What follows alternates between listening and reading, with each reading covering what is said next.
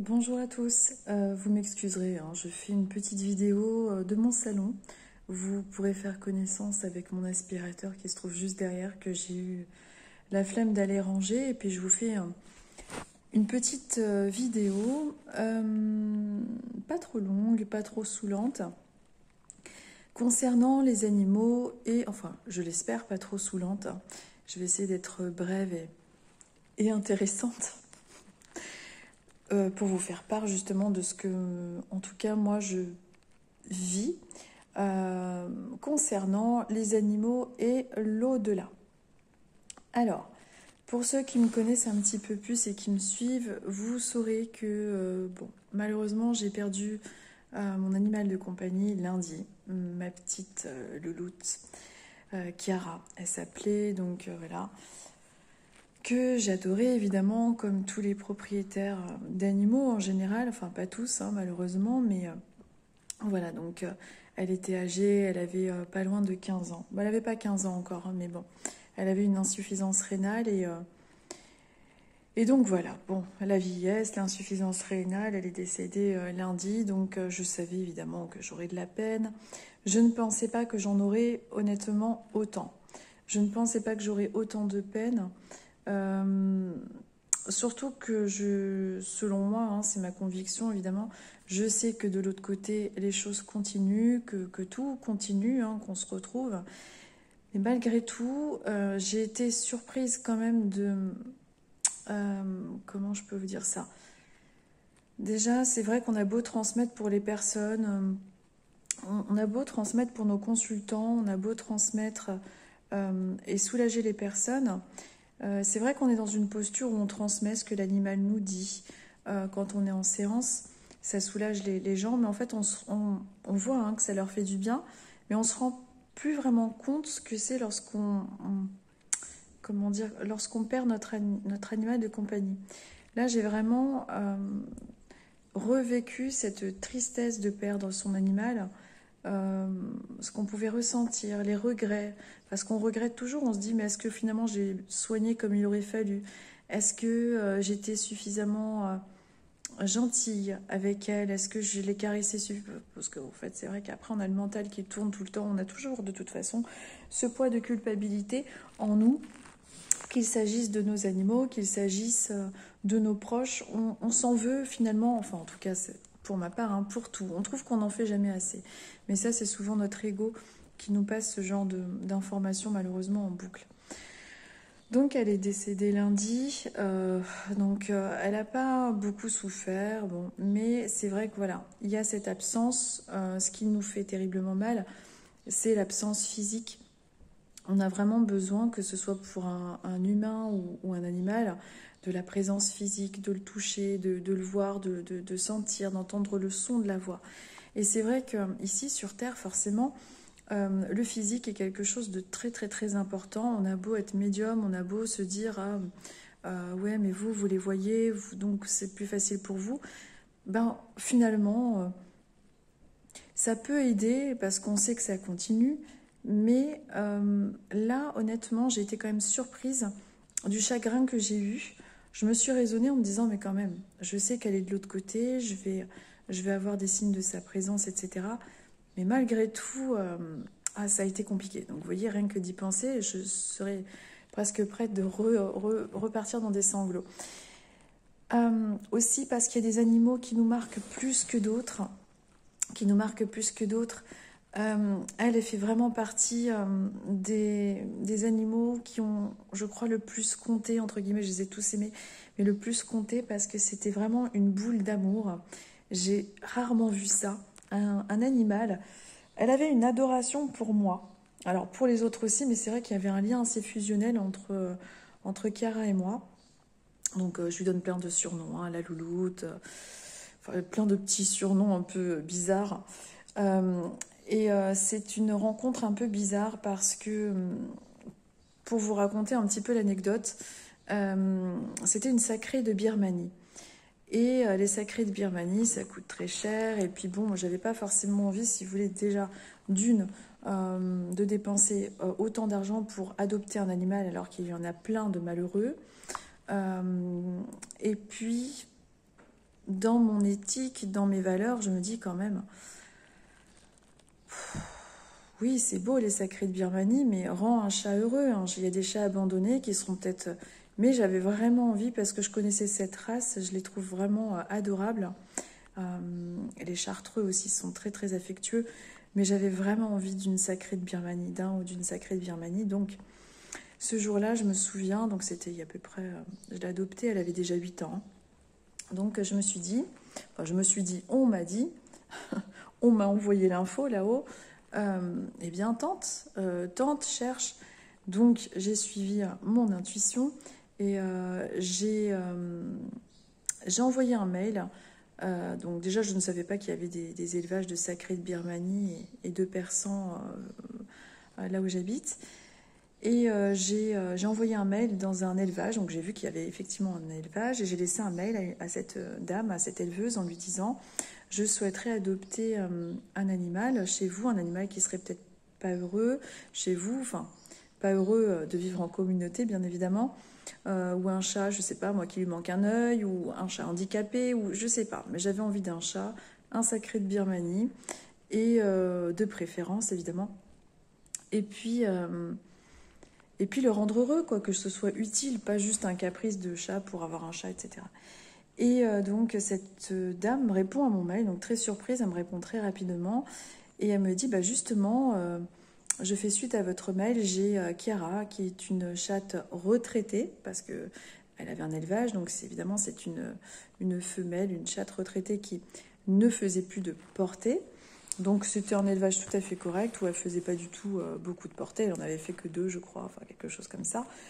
Et c'est un animal qui n'est pas heureux actuellement parce qu'elle ne supporte pas de vivre en communauté avec les autres chats. Elle rêve d'avoir apparemment une famille puisqu'elle s'échappe chez le voisin et qu'elle y reste et qu'ensuite je dois aller la récupérer. Donc j'avais trouvé l'animal qui m'attendait quelque part et j'ai bien été inspirée en suivant donc mon intuition, ce qu'on a tous, hein, l'intuition pour pouvoir avoir cet animal idéal. Et donc elle s'appelait Chiara de l'Ange Mumia. Chiara de l'Ange Mumia. Et je trouve cette synchronicité très jolie parce que vous voyez quand vous êtes dans un élan du cœur et que vous voulez, comment dire, apporter de l'amour et en recevoir et vous faites la demande là-haut, vous vous laissez complètement inspirer, vous suivez votre intuition. On met donc des synchronicités en place. Donc j'ai suivi mon intuition, j'ai envoyé un mail dans cet élevage sans savoir si elle me répondrait puisque après j'avais commencé à regarder s'il y avait d'autres élevages plus loin dans la côte basque. Et elle m'a répondu dans la foulée, très rapidement, en me présentant Chiara. Et donc, c'était un animal qui se plaisait plus du tout dans l'élevage. Donc vraiment, toutes les deux, avec Chiara, on s'est rencontrés. Et ça a été un animal qui m'a toujours... qui a aimé tout le monde dans la famille, mais je voyais qu'elle me passait des heures à me regarder. Elle en était presque pénible à être trop... à me donner des coups de bélier, comme on appelle ça, des câlins, trop d'affection presque. Vous vous rendez compte, c'est assez dingue. Et quand elle est décédée, ce lundi, ce qui m'a bouleversée, c'est qu'elle ne souffrait pas, elle n'avait pas l'air du tout, elle ne montrait pas de signes de souffrance. Sinon, évidemment, je l'aurais emmenée chez le vétérinaire pour que ça puisse abréger les choses. Mais au moment où elle est décédée, juste avant, elle a miaulé à plusieurs reprises. C'était dans la nuit, donc je dormais. Et je l'ai entendu miauler. J'ai pas été de suite. Je pensais que comment dire, j'entendais. Je me suis dit tiens, au prochain miaulement, je vais y aller. Peut-être qu'elle a besoin de quelque chose. Je sais pas. Bon, j'étais entre deux eaux. Hein. Et le temps que je me lève, etc. Elle était décédée. Alors par contre, ça, j'ai regretté de ne pas y avoir été avant parce que je me suis dit, ça se trouve, elle me disait au revoir ou est-ce qu'elle avait mal à ce moment-là. Bon, j'ai essayé de savoir intuitivement ce que c'était. Pour moi, c'était plus un au revoir. C'est pour ça que je m'en veux aussi beaucoup, beaucoup, parce que j'étais en train de dormir, je l'ai entendu miauler. Dans ma tête, en fait, je me disais, bon, si elle miaule comme ça, c'est peut-être qu'elle souffre. Au prochain, je vais y aller. J'étais vraiment entre deux eaux. Donc je ne sais pas. En tout cas, ça a été assez rapide parce que je me suis levée de toute façon après, parce que ça m'a perturbée, évidemment. Donc voilà, j'avais envie de vous partager ça et puis de vous dire aussi pour toutes les personnes, il y a énormément de personnes, énormément qui n'ont, comment dire, qui ont souffert de la perte de leur animal de compagnie. Il y a énormément de personnes aussi, excusez-moi, je suis dans mon canapé, j'ai du mal hop, à bouger. Et puis, il y a énormément de personnes qui ont perdu des animaux de compagnie, qui se cachent un petit peu de leur souffrance parce que bon, bah, c'est un petit peu, je dirais, tabou, c'est un petit peu... quand on est vu un petit peu comme des personnes peut-être trop sensibles, je ne sais pas, c'est un peu tabou parce qu'on n'ose pas pleurer parce qu'il s'agit d'un animal. Sachez que de toute façon, chaque histoire d'amour sur Terre, selon moi, c'est ma vérité, c'est ce que je vis en tout cas, et ce que j'entends, ce qu'on m'enseigne, on va dire, auprès de mes guides spirituels, c'est que chaque lien d'amour, chaque lien tissé de toute façon est sacré et se retrouve de l'autre côté. On se retrouve qu'il s'agisse d'un animal, qu'il s'agisse d'un être humain, bien évidemment, on se retrouve. Euh, c'est vraiment quelque chose pour moi qui est extrêmement clair. Ensuite, pour les animaux, concernant les signes qu'ils peuvent vous faire, j'en ai eu un petit, mais j'en ai pas eu encore énormément. Après, c'est encore frais, mais j'en ai pas eu énormément de cara.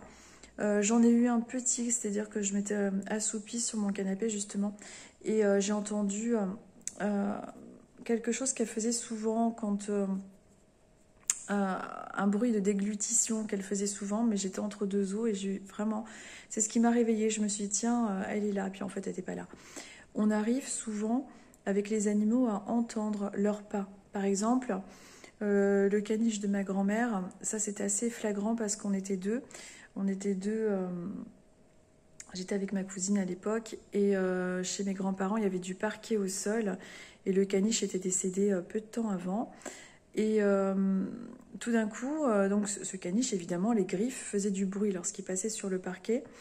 Et tout d'un coup, donc on était toutes les deux, on rigolait, c'était l'été, on parlait, on n'était pas du tout dans un esprit de même de penser à lui. Non, on discutait tout à fait d'autre chose. On était jeunes à l'époque. Et tout d'un coup, pendant qu'on discute, on entend clac, clac, clac, clac, clac, clac, clac, clac, qui passe comme ça dans le salon. On avait la porte de la chambre qui était ouverte. Et ça, c'était le bruit que faisait le caniche quand il marchait sur le parquet. Et ça nous a interpellés puisqu'on a tourné toutes les deux la tête au même moment alors qu'on parlait de tout à fait autre chose. Et j'ai pas compris à l'époque pourquoi c'était, comment c'était possible. Donc on s'est regardé, on est resté figé, scotché, on n'a jamais compris comment c'était possible. Mais on avait bien entendu physiquement le bruit du chien qui passait sur le parquet. Donc ça maintenant je le comprends un peu mieux s'il s'agit du corps éthérique, non du corps pardon astral de l'animal. Euh, alors ça peut être aussi la mémoire des lieux, mais pour moi c'est plus un signe qu'on arrive à percevoir. Euh, je ne sais pas exactement en fait, parce que on arrive à entendre les bruits. Donc est-ce que c'est une mémoire de l'endroit ou le bruit de l'animal? Je ne pourrais pas vous dire exactement en fait. En tout cas pour moi c'est un signe qui vient de l'animal pour montrer qu'il continue de toute façon à être là, à être présent. Euh, je ne pense pas que ce soit en lien avec la mémoire des lieux, ça. Parce que des fois, il peut y avoir des doutes. Mais ils peuvent en fait vous faire des signes. Ils peuvent vous faire des signes à travers ce genre de petits bruits qu'ils faisaient. Aussi, on a des sensations qu'on peut avoir au niveau... par exemple, si vous avez des animaux qui dormaient sur votre lit, un chat qui venait se poser près de vous, vous allez avoir la sensation qu'il est à côté de vous. Ça aussi, c'est très très fréquent. Là, c'est le corps astral de l'animal. Tout ça, ce sont vraiment des signes subtils de leur part. Et les rêves, on peut les voir en astral aussi. Ce sont des rêves qui sont extrêmement précis, qui peuvent être bouleversants parce que c'est vraiment très très réel. Donc, il y a vraiment tout un tas de signes qu'on peut avoir de la part de notre animal. On peut avoir aussi des odeurs. Je ne sais pas si vous avez un chien comme le mien qui a une odeur particulière par moment. Donc ça c'est tout à fait possible. J'ai même eu en médiumnité un chien qui se manifestait avec des odeurs. Alors on sent pas comme en vrai, c'est très subtil quand je parle d'odeur, mais quoique des fois on peut sentir comme en vrai des odeurs de cigarettes venant de nos défunts. Mais concernant un animal, j'ai eu avec un animal, un contact assez incroyable. Elle se reconnaîtra si elle a la patience de regarder la vidéo jusqu'au bout. La personne, c'était un chien qui m'avait beaucoup fait rire parce que il avait des gaz en fait. Il avait des gaz et en fait il me faisait comprendre, donc d'esprit à esprit, qu'à travers, voilà, qu'il avait des gaz, donc il y avait des odeurs particulières. Vous voyez, c'est des petites choses comme ça, des petites choses subtiles. Par exemple, là j'ai eu une caniche, la toute dernière, justement, c'était une consultation. La dame était un peu gênée parce qu'elle avait peur que j'ai de la peine. Elle savait que j'avais perdu Chiara lundi, mais non, ça s'est très bien passé. C'était sa caniche. Alors sa caniche me montrait qu'elle sautait dans la voiture sur le passager avant. Elle me montrait un petit nœud dans les cheveux, alors, un truc complètement improbable. Et en fait, cette dame m'expliquait que ce petit nœud rose que je voyais en astral, en fait, c'était un petit nœud qu'elle lui avait mis le jour de son mariage, qu'elle avait mis à sa caniche. Donc vous voyez, en fait, les animaux vous envoient des petits codes, un peu comme les humains, des souvenirs, pour vous dire, tu vois, tout ce que j'ai vécu, tout ce qu'on a vécu ensemble, ce n'est pas oublié. Je continue à m'en souvenir, je continue à le porter dans mon cœur et dans mon âme. C'est pour réconforter le patron, j'allais dire. C'est pour réconforter le proche, en fait, tout simplement. Parce que la vie sur Terre est un plan extrêmement difficile. La vie est belle, mais elle est très dure. On doit subir la maladie, la perte de nos proches, on doit constamment travailler pour se nourrir, on a la peur, on a cet ego qui est toujours omniprésent. Donc la vie est belle, quoi qu'il en soit, bien évidemment. Mais on a quand même de terribles épreuves et en fait la médiumnité ou la voyance, lorsqu'elle est bien pratiquée, c'est pour ça que j'appelle ça plutôt de la guidance, parce que je pense que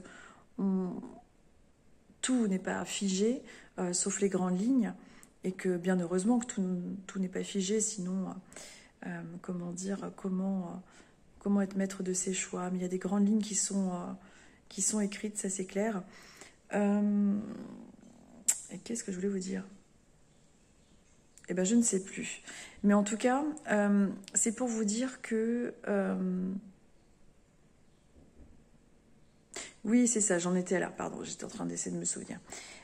C'est que ces messages-là sont là dans un but, c'est celui de vous dire, de aussi ne pas vous culpabiliser, de ne pas vous culpabiliser. C'est pour ça qu'il est important, en fait, d'appliquer cette phrase qui est de faire du mieux que l'on peut. Il ne faut pas en faire trop, il faut faire du mieux que l'on peut pour pouvoir avoir la conscience tranquille et se dire j'ai fait ce que j'ai pu, pour pas être après toujours en train de se dire j'aurais dû faire ci, j'aurais dû faire ça. On fait du mieux qu'on peut et c'est déjà énorme. Mais c'est vrai qu'on a cette tendance toujours à se trouver qu'on ne fait jamais assez. Enfin, c'est comme ça. Mais en tout cas, le but de la médiumnité, c'est de soulager les personnes pour qu'elles puissent vivre à fond et beaucoup plus intensément, et surtout dans la matière. C'est pas parce qu'on est dans la médiumnité ou qu'on parle là-haut qu'il ne faut pas vivre les moments présents intensément. C'est super important. Voilà. Et d'ailleurs, en parlant de ça, très important de s'ancrer, d'aller dans la nature, de vraiment reprendre, comme me disait une personne chez qui j'étais hier, avec qui je faisais une méditation, il faut penser à s'ancrer, c'est très important. Et au moment où elle me disait ça, on a beaucoup rigolé parce que on faisait un exercice d'ancrage à travers une méditation, donc un petit peu chamanique, avec le fait de porter sa conscience au niveau des pieds pour pouvoir bien s'ancrer au sol. C'était le but. Et au moment où on faisait ça, il y avait un Velux chez elle. Donc forcément, un Velux, c'est au niveau du toit. Et au bout d'un moment, elle me dit « Attention, il va y avoir un bruit, attention, il va y avoir un bruit » pour pas que je prenne peur et que je sursaute. Et tout d'un coup, un boulet de canon arrive sur le sol. Flan! C'était son chat. Et alors lui, par contre, l'ancrage pour lui, c'est réglé. Il est arrivé, mais alors, qu'est-ce que j'ai rigolé. J'ai jamais vu un chat faire ça. C'est-à-dire qu'il était sur le... Bon, il fallait bien qu'il atterrisse, hein. Mais cette violence au niveau du sol, en plus, il est adorable, son chat. Enfin, c'est une femelle aussi, elle s'appelle Olympe. Mais j'ai beaucoup aimé l'arrivage en fusée de ce chat et on parlait justement d'ancrage. Donc vous voyez la synchronicité. On parle d'ancrage, il y a le chat qui arrive comme un boulet de canon et lui par contre il se pose au sol à une vitesse hallucinante. Et pour le coup, lui, il s'était bien ancré. Voilà, j'avais envie de parler de ça. Je sais qu'il y a beaucoup de gens qui regarderont cette vidéo, qui se cachent aussi peut-être pour pleurer leur animal parce que, bon, bah, dans notre société, on est vu un petit peu comme des hypersensibles. Bon, les gens assimilent ça avec de la faiblesse peut-être, mais voilà, il y a des gens qui n'ont que leurs animaux aussi, donc c'est terrible, c'est terrible. Et voilà, les animaux sont vraiment pour moi des anges. Pas tous, hein, mais en général quand même, voilà, sont souvent malheureusement martyrisés sur Terre. Je vous souhaite une bonne journée ou une bonne soirée en fonction de quand vous visionnerez cette vidéo. Je vous remercie. Je vous dis à très vite. Si vous avez des sujets sur lesquels vous souhaitez que je parle, il faudrait que je fasse aussi un direct sur YouTube. Je ne sais pas trop comment ça fonctionne, mais il faudrait que je le fasse. S'il y a des sujets qui peuvent vous intéresser et que j'arrive à y répondre, parce que bien évidemment, je suis très loin de tout savoir et d'être une encyclopédie, hein, ça c'est clair, mais je peux vous partager mes expériences à travers ce que j'ai pu lire dans des bouquins, mais surtout par rapport à ce que moi je vis personnellement, puisque finalement on est toujours en train d'apprendre, d'apprendre, d'apprendre. Et je crois que plus on apprend, et plus on s'aperçoit qu'on ne sait rien. Donc c'est très bien comme ça. Je vous souhaite une bonne journée, une bonne soirée, je vous dis à très bientôt.